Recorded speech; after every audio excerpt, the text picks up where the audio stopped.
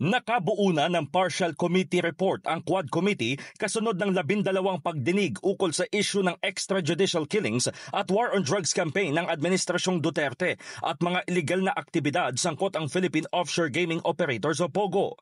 Sa panayam kay Quadcom Overall Chairman at Surigao del Norte Representative Robert Ace Barbers, sinabi nitong tatawagin itong progress report dahil magpapatuloy pa ang investigasyon kahit na matapos ang Christmas break. Kabilang anya sa nilalaman ng progress report ang mga rekomendasyon sa concerned government agencies kaugnay sa mga individual na dapat kasuhan pati na ang isinusulong na panukalang batas.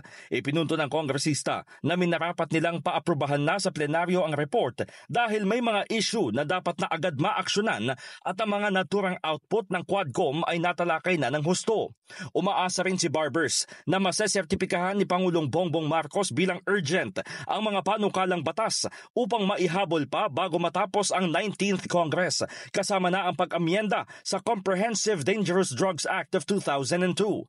Paliwanag nito, kapag sinuportahan ng mayorya sa plenaryo ang progress report, magsisilbi itong senyales na dapat itong maisama sa priority legislation.